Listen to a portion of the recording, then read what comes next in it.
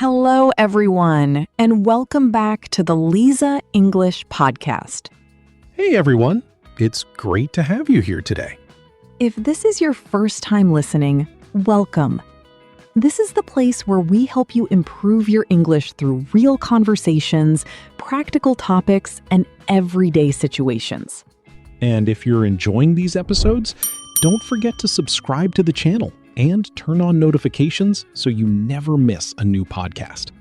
That's right. We upload new English podcast episodes every day to help you improve your English speaking, listening, vocabulary, and confidence. And if you find today's conversation useful, give the video a like and share it with a friend who's learning English too. All right, let's get started. So, what's today's topic? Today, we're talking about productivity, specifically how to stay productive in a world full of distractions. Yes, the world where you're supposed to be working, but somehow you end up watching videos about things you weren't even interested in 5 minutes earlier. That's surprisingly accurate. Honestly, I think productivity is one of those topics that almost everyone cares about. Whether you're a student, an employee, a business owner, or someone learning a new skill, we all want to get more done. That's true. But I think many people misunderstand productivity. What do you mean? Well, people often think productivity means being busy all the time. They imagine someone working from morning until night, constantly moving, constantly doing something. I've definitely thought that before. But being busy and being productive are not always the same thing. That's an important distinction. Think about this. Imagine two people. One person spends 10 hours working, but gets very little done. The other person spends 4 focused hours working and completes all their important tasks. In that situation, the second person is clearly more productive. Exactly. So productivity isn't about looking busy, it's about making progress. That's a perfect way to describe it. Good. I was hoping I'd say at least one intelligent thing today. Don't worry, you've already said several. Thank you. My confidence has been restored. Let me ask you a question. When do you feel most productive? That's interesting. I think it depends on the day. But generally, I feel most productive when I know exactly what I need to do. I completely agree.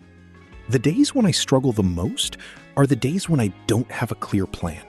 I sit down, open my computer, and suddenly there are 10 different things competing for my attention. That's very relatable. And before I know it, an hour has passed, and I haven't actually started anything important. I think many listeners have experienced that.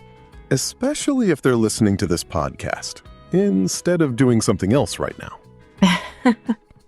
Let's hope they're using the podcast to improve their English. Then it's productive. Fair point. Do you think productivity is getting harder these days? Honestly, yes. Why?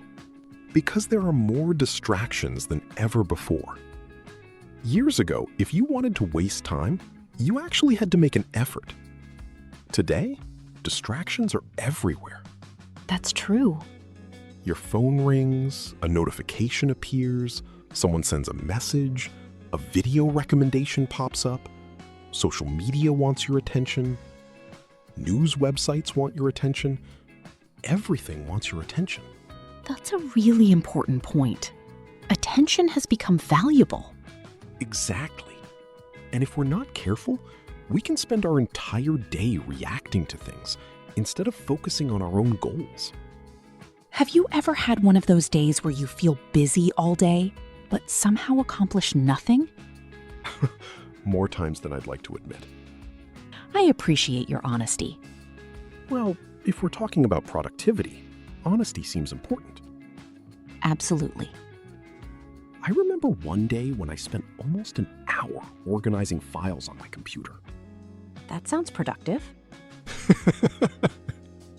That's what I told myself. But the truth is, I was avoiding a task I didn't want to do. That's what people call productive procrastination. Productive procrastination? Yes, you're doing useful things, but you're avoiding the thing that matters most. Then I've definitely been guilty of that. I think we all have. The funny thing is that productive procrastination feels responsible. You convince yourself that you're being productive because you're doing something useful. Exactly. But deep down, you know you're avoiding the important task. That's true. And that's actually a great place to pause, because in the next part, we're going to talk about one of the biggest challenges to productivity: distractions, phones, social media, and why it's so difficult to stay focused today. Since we're talking about productivity, let's discuss the biggest distraction in modern life. Let me guess. Phones? That was too easy. It's true, though. Most people carry a distraction machine in their pocket all day. What's interesting is that phones are both incredibly useful and incredibly distracting. Exactly. We use them for work, communication, navigation, learning, entertainment, and sometimes all within the same hour. Usually within the same 5 minutes. That's probably true. I think one of the biggest productivity mistakes people make is underestimating how much time small distractions consume. What do you mean? Let's say you check your phone for 2 minutes. That doesn't sound like much. But if you do that 20 times a day, that's 40 minutes. That's almost an hour. Exactly. And that's just the checking. It doesn't include the time it takes to regain focus afterward. That's a great point. Sometimes the real cost isn't the distraction itself, it's how long it takes to get back into the task. Absolutely. Have you ever been deeply focused on something and then a notification interrupted you? Many times. And then suddenly you're checking messages, reading comments, watching a video, and wondering where the last 20 minutes went. It's amazing how quickly that happens. The internet is very good at convincing us that one more click is a good idea. That's true. Do you have any rules for your phone? A few. I try not to check it first thing in the morning. That's discipline. Not always. Sometimes I succeed, sometimes I don't. Thank you for being honest. But I noticed something. When I start my day by immediately checking my phone, it feels like my attention belongs to everyone else. That's a really interesting way to describe it. Instead, I try to spend a little time focusing on my own priorities first. I like that idea. Let's talk about something people love debating. Pineapple on pizza? Not today. Okay, what's the topic?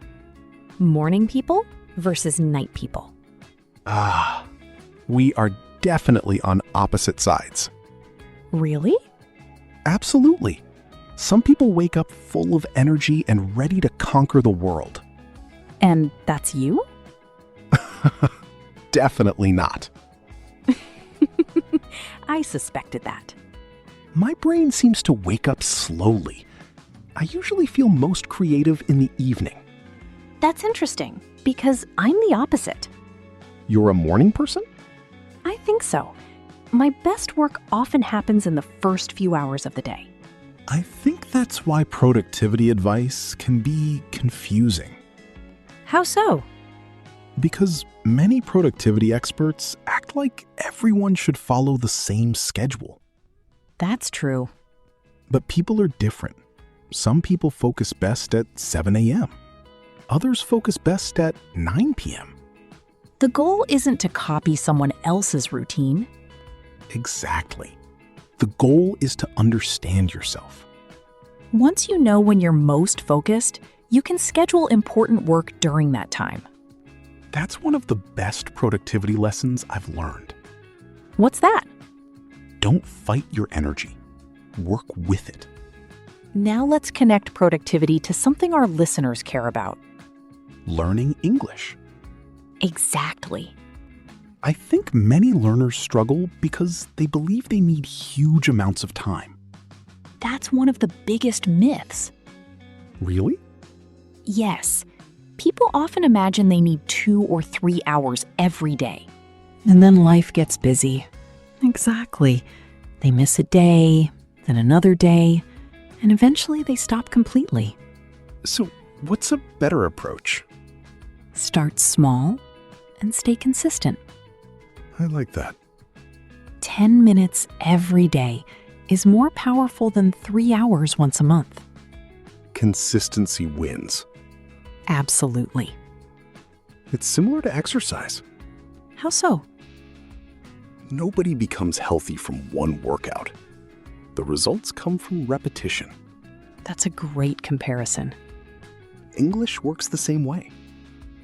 Listen a little, speak a little, read a little, learn a few new words. Small actions repeated every day create amazing results. Exactly. Unfortunately, people usually want amazing results by next Tuesday. That's very true. Progress takes time.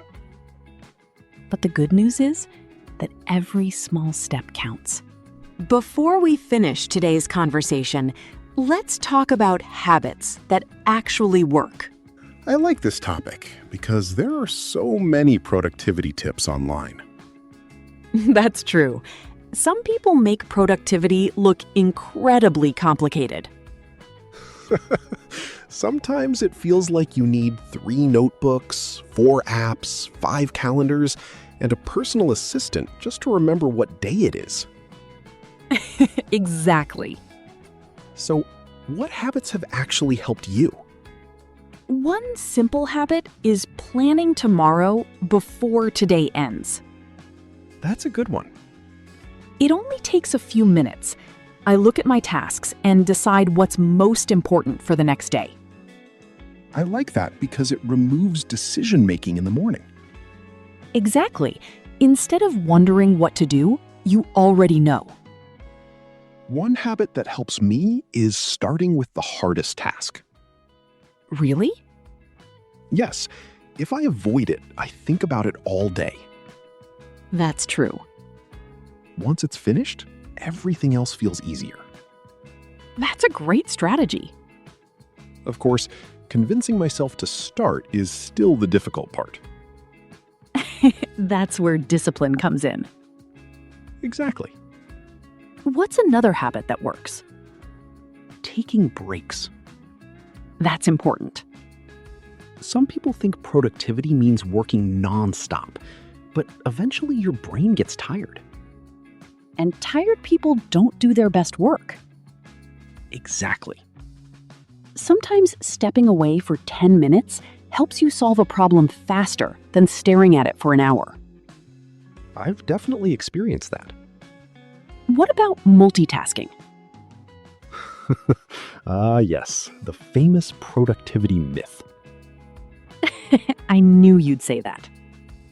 Most of the time, multitasking just means doing multiple things badly instead of one thing well. That's a great way to put it.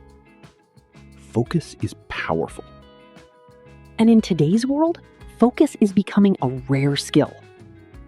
Which means it's even more valuable.